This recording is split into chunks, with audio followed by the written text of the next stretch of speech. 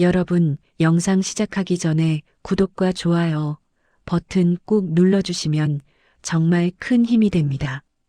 시니어 건강 정보를 더 많은 분들께 전할 수 있도록 알림 설정까지 부탁드립니다. 샴푸를 하다가 손에 머리카락이 예전보다 많이 묻어나온 적 있으신가요? 빗질을 하는데 빗에 걸리는 머리카락의 촉감이 달라졌다는 느낌을 받으신 적이 있으신가요? 아니면 거울을 보다가 가르마가 조금 더 넓어 보이는 것 같아서 깜짝 놀라셨던 순간 바람이 불 때 두피가 시린 느낌이 들어서 당황했던 경험이 떠오르시나요? 혹시 지금 이 영상을 보시면서 아, 이거 나 얘기네 하고 고개를 끄덕이신다면 끝까지 집중해 주세요. 안녕하세요. 체육학 박사 낑아입니다. 저는 석사 논문을 시니어 스포츠로 쓰면서 50대 이상 분들의 건강에 관심을 갖게 되었고, 지금은 바른 자세와 척추 건강을 위한 재활운동을 가르치면서 육수양념간을 하나로 담은 3-1-1 한식 조미식품 감미가를 개발 제조 유통하고 있습니다. 오늘 이야기는 69세 정인님의 이야기입니다. 이름은 가명이지만 이 이야기 속에는 여러분과 저, 그리고 우리 부모님들이 겪고 있는 진짜 고민이 담겨 있습니다. 정인님은 평생 머리숱이 풍부한 편이었습니다. 젊었을 때부터 머리카락이 많아서 미용실에 가면 머리숱 좋으시네요 하는 말을 자주 들었습니다. 그래서 머리카락에 대해서는 한 번도 걱정해 본 적이 없었습니다. 그런데 어느 날부터 뭔가 달라지기 시작했습니다. 처음엔 아주 작은 변화였습니다. 샴푸를 할 때 손끝에 걸리는 머리카락의 느낌이 조금 다른 것 같았습니다. 예전에는 머리카락이 탄력 있고 굵었는데 이제는 가늘고 축축 늘어지는 느낌이었습니다. 빗질을 할 때도 마찬가지였습니다. 빗이 머리카락을 통과하는 느낌이 달랐습니다. 예전에는 빗이 머리카락 사이를 지나갈 때 약간의 저항감이 있었는데 이제는 스르륵 빠져나가는 느낌이었습니다. 처음엔 기분 탓이겠지 하고 넘겼습니다. 하지만 며칠, 몇 주, 몇 달이 지나면서 그 느낌은 점점 확실해졌습니다. 머리카락이 정말로 가늘어지고 있었습니다.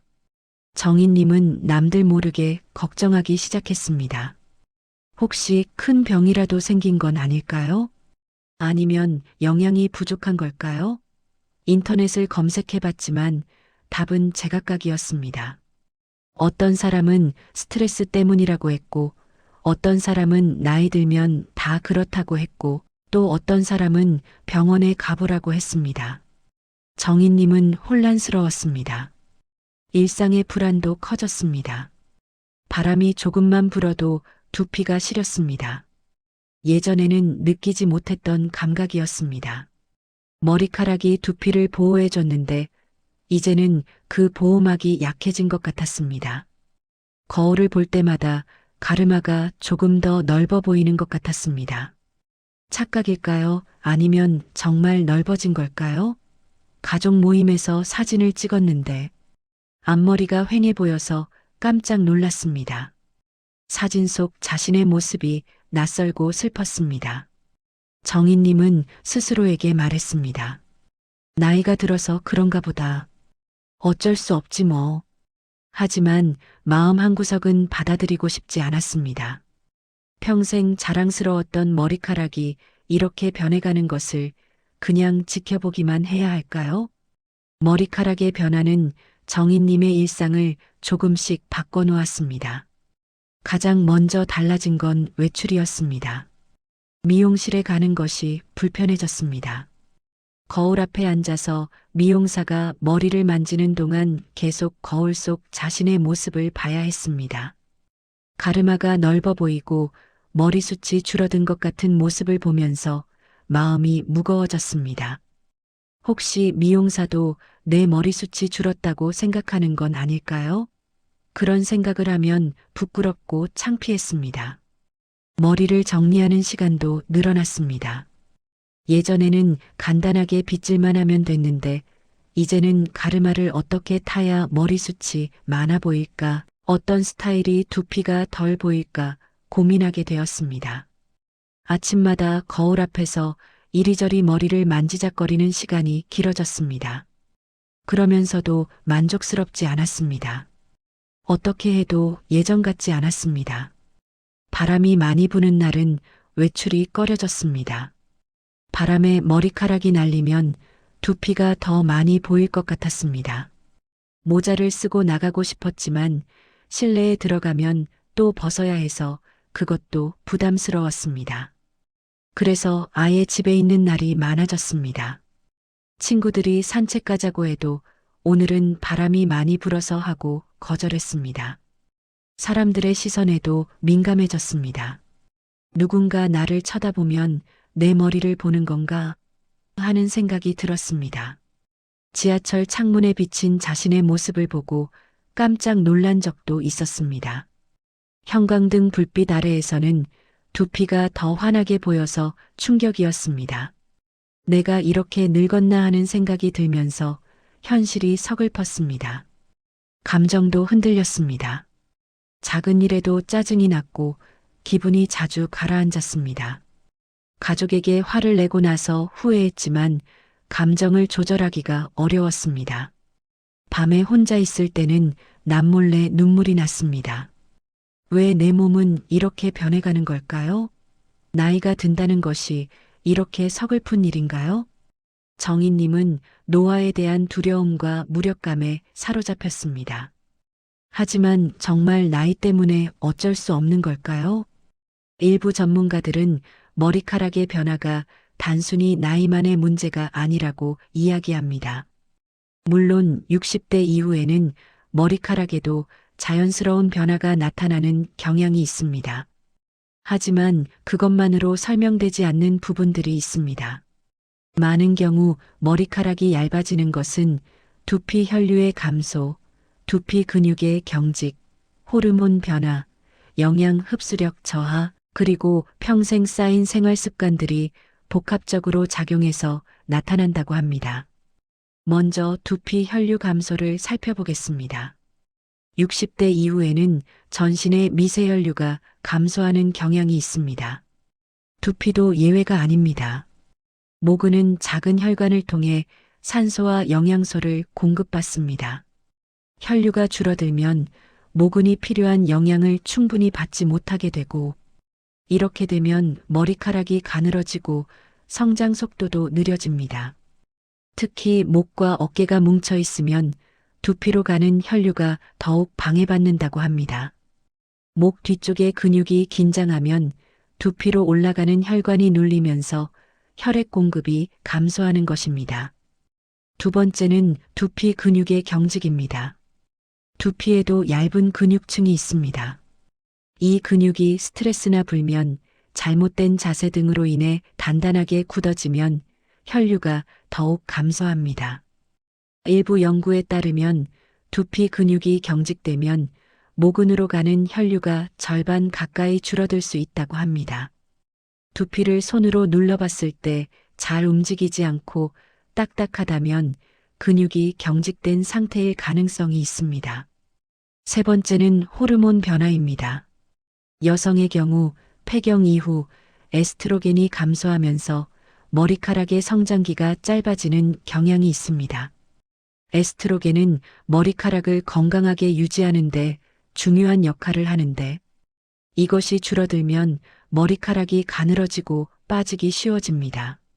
남성의 경우에도 테스토스테론과 관련된 호르몬 변화로 인해 머리카락이 미세하게 가늘어지는 현상이 나타날 수 있습니다. 이를 모발 미니어처화라고 하는데, 굵고 긴 머리카락이 점점 가늘고 짧은 솜털처럼 변하는 것입니다. 네 번째는 모근의 성장기 변화입니다. 머리카락은 성장기, 퇴행기, 휴지기를 반복합니다. 젊을 때는 성장기가 길고 휴지기가 짧아서 머리카락이 굵고 튼튼하게 자랍니다. 하지만 나이가 들면 성장기가 짧아지고 휴지기가 길어지는 경향이 있습니다.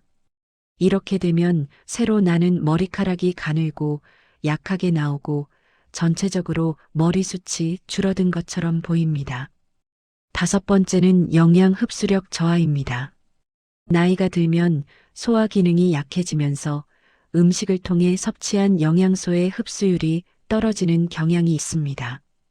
특히 단백질, 철분, 아연, 비타민 D 같은 영양소는 머리카락 건강에 중요한 역할을 하는데 이런 영양소들이 제대로 흡수되지 않으면 머리카락이 약해집니다. 먹는 것은 충분한데 흡수가 문제라는 것이 시니어 세대의 특징입니다. 마지막으로 생활습관 요인입니다. 장시간 스마트폰을 보느라 고개를 숙이고 있으면 목이 긴장하고 두피로 가는 혈류가 감소합니다. 운동량이 줄어들면 전신의 말초 혈류가 저하되고 이것이 두피에도 영향을 줍니다. 너무 뜨거운 물로 머리를 감으면 두피가 건조해지고 미세한 염증이 생길 수 있습니다.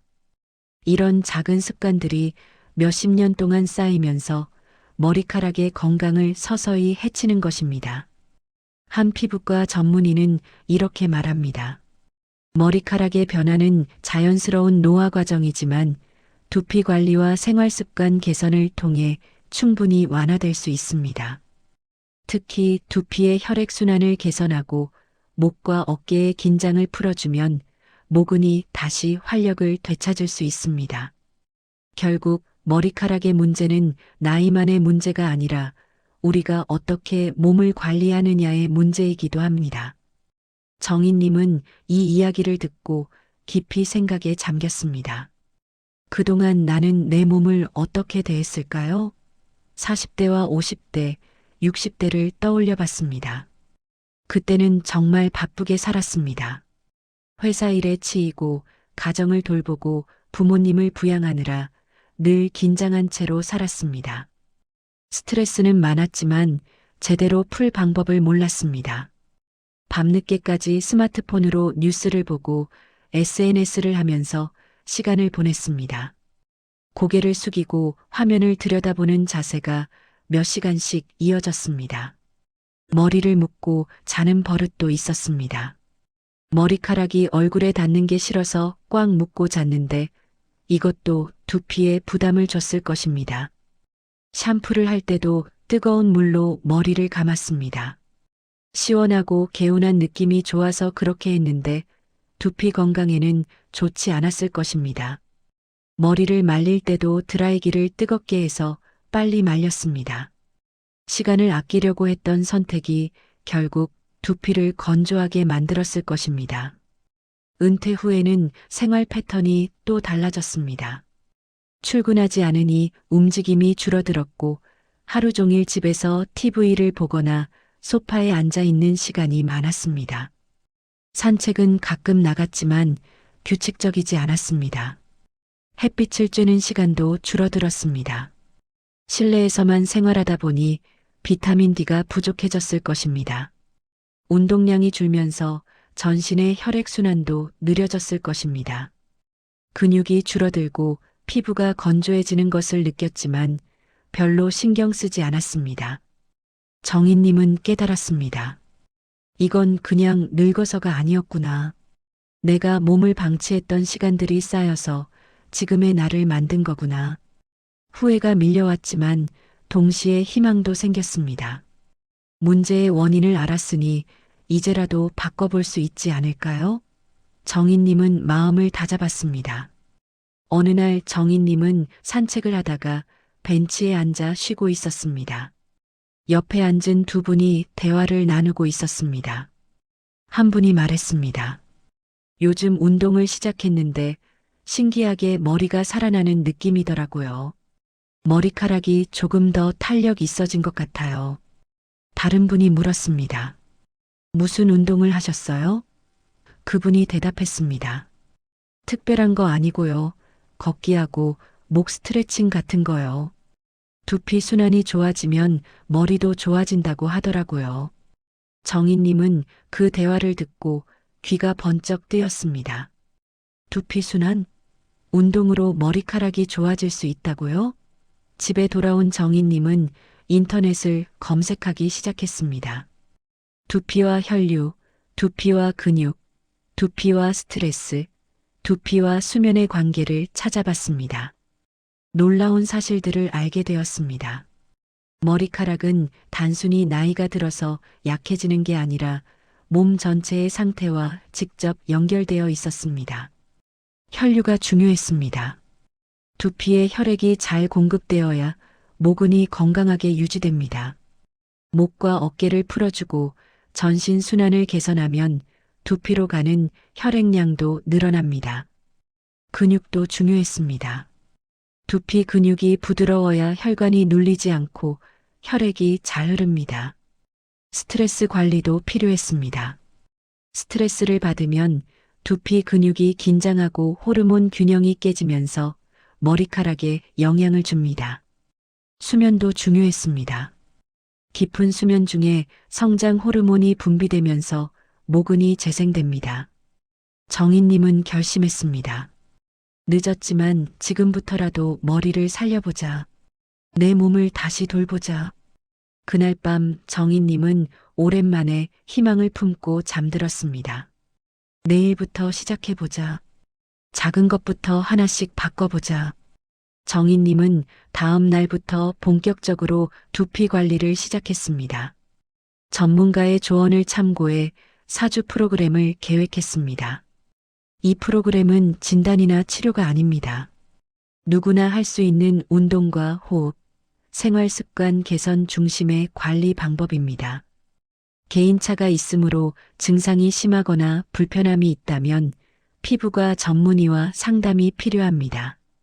1주차 두피, 목, 어깨의 긴장 풀기. 첫 번째 주의 목표는 두피로 가는 혈류를 방해하는 목과 어깨의 긴장을 풀어주는 것이었습니다. 정인님은 매일 아침과 저녁으로 목 주변 이완 운동을 시작했습니다. 먼저 승모근을 마사지했습니다. 승모근은 목 뒤에서 어깨로 이어지는 큰 근육인데 이 근육이 뭉치면 두피로 가는 혈관이 눌립니다. 정인님은 손가락으로 목 뒤쪽을 부드럽게 눌러주면서 원을 그리듯 마사지했습니다. 처음엔 아팠지만 점차 근육이 풀리는 느낌이었습니다. 어깨 스트레칭도 했습니다. 양팔을 천천히 위로 올렸다가 내리고 어깨를 앞뒤로 돌렸습니다. 목을 좌우로 천천히 기울이고 앞뒤로 숙였다 폈다 하면서 목 근육을 이완시켰습니다. 이 운동을 하루 3번, 각 5분 정도씩 했습니다. 며칠 지나니 목과 어깨가 가벼워지는 느낌이 들었습니다. 두피 따뜻한 찜질도 추가했습니다. 깨끗한 수건을 물에 적셔서 전자레인지에 20초 정도 돌렸습니다. 뜨겁지 않게 적당한 온도로 만든 후 머리 둘레에 올려놓고 5분간 휴식했습니다. 따뜻한 온기가 두피로 전달되면서 혈관이 확장되고 혈액순환이 촉진되는 느낌이었습니다. 하루 한두 번 정도 해줬습니다. 1주차 후반부터 정인님은 작은 변화를 느끼기 시작했습니다. 두피가 조금 말랑해지는 느낌이 들었습니다. 손으로 두피를 눌러봤을 때 예전보다 잘 움직였습니다. 머리에 뻣뻣한 느낌도 줄어들었습니다. 뭔가 달라지고 있구나 하는 느낌을 받았습니다. 2주차 전신 순환 강화. 2주차에는 전신의 혈액순환을 개선하는 데 집중했습니다. 두피는 몸의 가장 높은 곳에 위치하기 때문에 전신 순환이 좋아야 혈액이 잘 공급됩니다. 정인님은 매일 20분씩 걷기 루틴을 시작했습니다. 빠르게 걷는 게 아니라 허리를 곧게 펴고 팔을 가볍게 흔들면서 부드럽게 걸었습니다. 발 뒤꿈치부터 발끝까지 자연스럽게 굴러가는 느낌으로 걸었습니다. 걷기를 하면 심장 박동이 빨라지고 전신의 혈액순환이 촉진됩니다. 말초혈관까지 혈액이 잘 공급되면서 두피로 가는 혈류량도 증가합니다. 정인님은 매일 아침 산책을 나가면서 햇빛도 함께 쬐었습니다. 햇빛을 10분 정도 쬐면 비타민 D가 합성되는데 비타민 D는 모근의 대사를 활성화하는 데 도움이 된다고 합니다. 또한 햇빛은 기분을 좋게 하고 스트레스를 줄여주는 효과도 있습니다. 2주차 말에는 확실히 변화를 체감할 수 있었습니다. 두피를 만졌을 때 당기는 느낌이 많이 줄었습니다. 머리를 감을 때 머리카락의 탄력이 조금 개선된 것 같았습니다. 예전처럼 축축 늘어지는 느낌이 덜했습니다. 정인님은 희망을 느꼈습니다. 3주차 두피 근육 활성화와 생활 루틴 개선.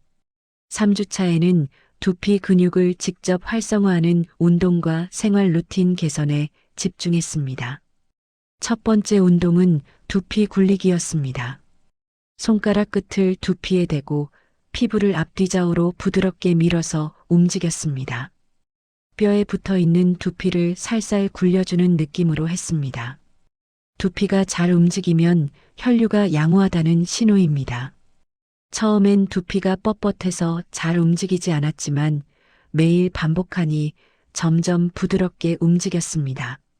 하루 두세 번, 각 3분 정도씩 했습니다. 올바른 세안과 샴푸 루틴도 바꿨습니다. 뜨거운 물 대신 미지근한 물을 사용했습니다.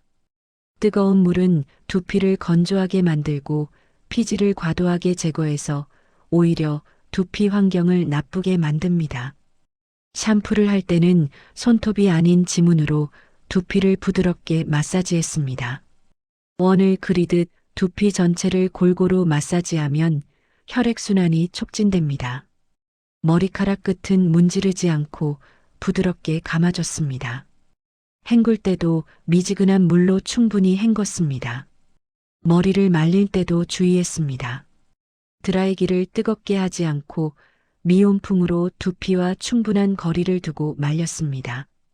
머리카락은 자연 건조가 가장 좋지만 시간이 없을 때는 찬바람이나 미온풍을 사용했습니다.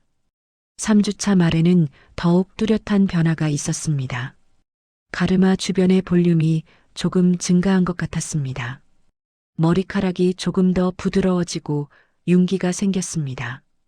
빗질을 할 때 빗에 걸리는 느낌도 좋아졌습니다. 정인님은 스스로가 뿌듯했습니다. 4주차 수면과 신경 안정화로 모근 보호. 마지막 4주차에는 수면과 신경 안정화에 집중했습니다. 깊은 수면은 성장 호르몬 분비를 촉진하고 모근을 재생시키는 데 중요합니다. 정인님은 수면 이완 루틴을 만들었습니다. 잠들기 1시간 전부터 스마트폰을 보지 않았습니다.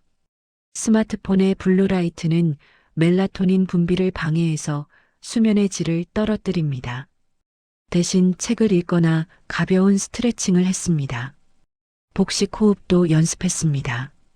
침대에 누워 코로 천천히 숨을 들이마시면서 배를 부풀리고 입으로 천천히 내쉬면서 배를 들어가게 했습니다.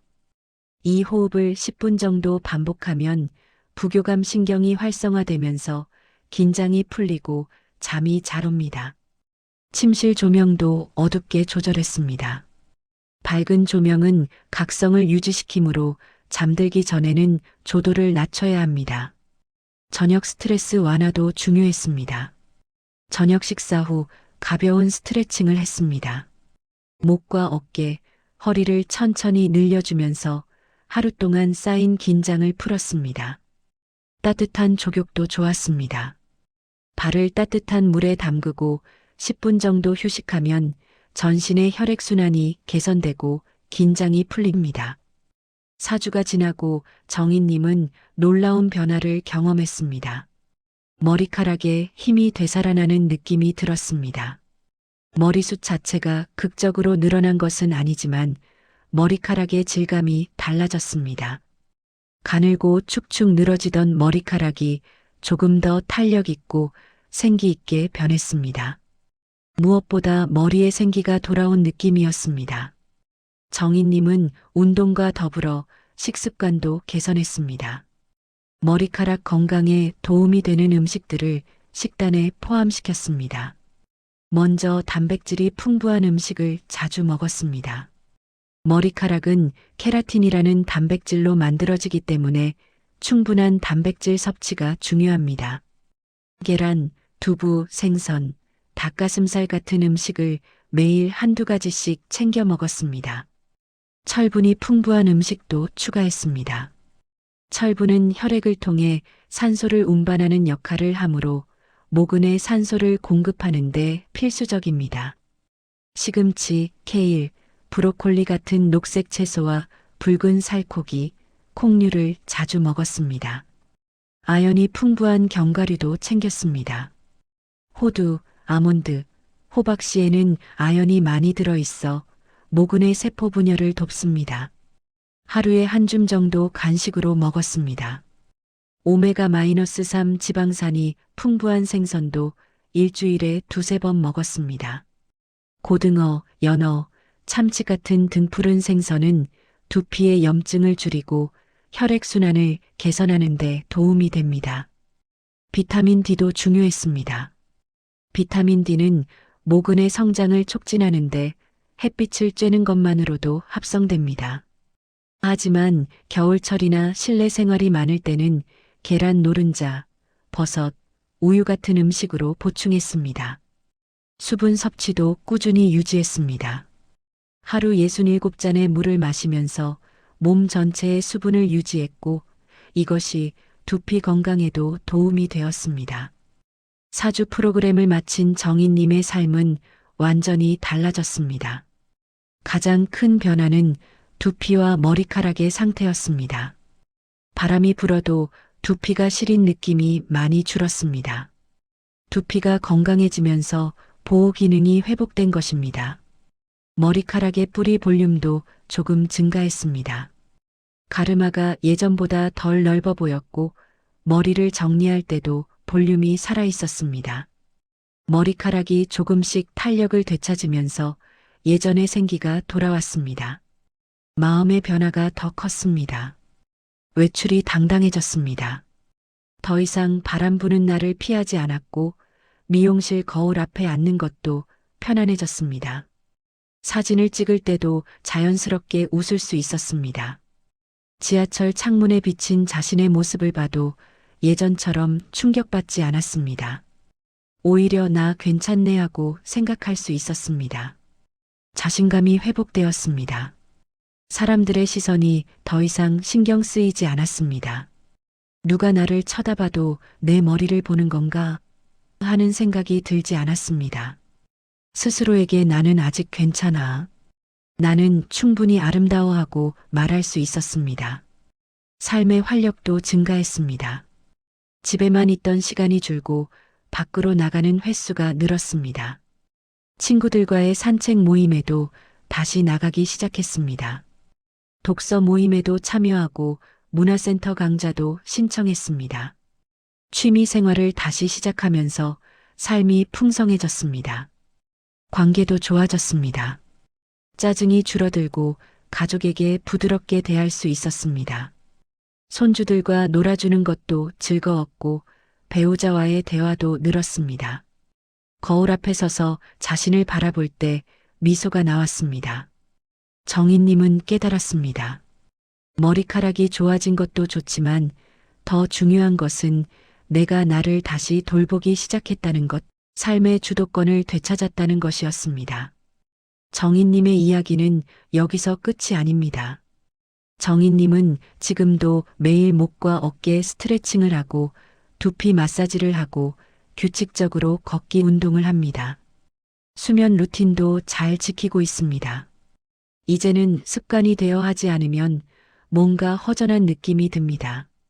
정인님은 깨달았습니다. 머리카락의 변화는 단순히 나이가 들어서 어쩔 수 없는 게 아니라 몸이 보내는 신호였다는 것을 말입니다. 머리카락은 나이보다 순환과 습관을 먼저 따릅니다. 두피에 혈액이 잘 공급되고 두피 근육이 부드럽고 스트레스가 관리되고 수면이 충분하면 머리카락은 다시 건강해질 수 있습니다. 나이가 전부가 아닙니다. 우리 몸은 다시 회복할 수 있는 능력이 있습니다. 우리가 올바른 방법을 알려주고 꾸준히 실천하면 몸은 그 방향으로 나아갑니다. 작은 행동들이 머리의 굵기를 되살립니다. 매일 5분씩 하는 두피 이완, 목과 어깨를 풀어주는 스트레칭, 20분의 걷기 운동, 스트레스를 줄이는 호흡법, 충분한 수면, 올바른 샴푸 습관, 이런 작은 실천들이 모여서 변화를 만듭니다. 처음엔 번거롭게 느껴지지만 습관이 되면 자연스러워집니다. 그리고 그 습관이 우리의 머리를 지켜줍니다. 정의는 알았습니다. 세월이 머리를 약하게 만든 것이 아니라 오래 쌓인 습관들이 조용히 신호를 보내고 있었음을 말입니다. 늦어도 괜찮습니다. 몸은 그리고 마음은 다시 살아날 수 있습니다. 오늘도 거울 앞에 선 당신의 머리카락은 당신이 보살펴 주기를 기다리고 있습니다. 당신도 오늘부터 시작할 수 있습니다. 너무 늦은 나이란 없습니다. 지금 이 순간이 바로 시작하기에 가장 좋은 때입니다. 정인님처럼 당신도 할 수 있습니다. 가늘어졌던 머리카락이 다시 탄력을 되찾고 잃었던 자신감이 돌아오는 기적을 경험할 수 있습니다. 그 기적은 거창한 것이 아닙니다. 작은 습관의 반복이 만들어내는 일상의 변화입니다. 여러분, 오늘 정인님의 이야기를 통해 머리카락이 얇아지는 것이 단순히 나이 때문이 아니라 두피 순환과 생활 습관의 문제라는 걸 알게 되셨을 겁니다. 혹시 지금 머리카락이 가늘어지고 탄력이 없어졌다면, 가르마가 넓어진 것 같아 걱정이라면 두피가 시리고, 불편하다면 오늘부터 작은 변화를 시작해 보세요. 매일 조금씩 꾸준히 관리하면 분명 좋아질 수 있습니다. 다만 중요한 것은 이 모든 내용이 의료적 진단이나 치료를 대신하는 것이 아니라는 점입니다. 갑작스러운 탈모나 두피 질환이 의심된다면 반드시 피부과 전문의와 상담하셔야 합니다. 개인차가 있기 때문에 자신의 상태에 맞는 관리가 필요합니다. 오늘 영상이 도움이 되셨다면 구독과 좋아요 버튼 꾹 눌러주시고 알림 설정까지 해주세요. 여러분의 건강한 노후를 위해 앞으로도 좋은 정보를 계속 전해드리겠습니다. 댓글로 여러분의 경험과 궁금한 점도 남겨주시면 함께 이야기 나눠보겠습니다. 건강한 하루 보내세요. 감사합니다.